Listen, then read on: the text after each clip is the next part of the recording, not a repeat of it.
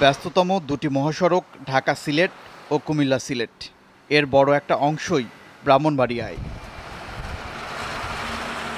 মহাসড়ক দুটিতে দুর্ঘটনার খবর প্রায়ই শোনা যায়।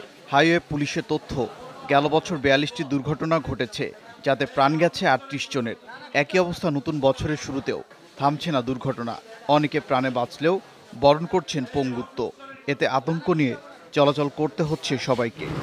কেউ চাইট দিতে চায় না, যে অ্যাক্সিডেন্টগুলো হয় সম্পূর্ণ এই কারণেই হয়। বামেটা যদি কিছু গাড়ি গুড়ি থাকে তখন ওরা বাঁচাইতে গিয়ে দেখা গেছে আমার ডানেটা লেগে দিতেছে। দুর্ঘটনার কারণ হিসেবে উঠে এসেছে বেশ কয়েকটি বিষয়।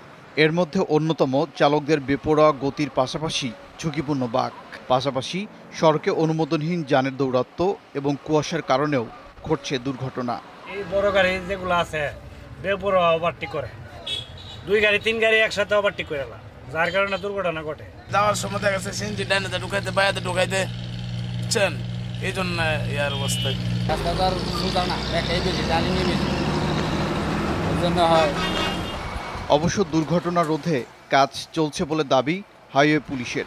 পরামর্শ দেওয়া হয়েছে চালকদের আরও সাবধানে গাড়ি চালানো। এইভাবে আমরা প্রত্যেকটা শ্রমিক সংগঠনের সাথে কথা বলতেছি, মিটিং করতেছি।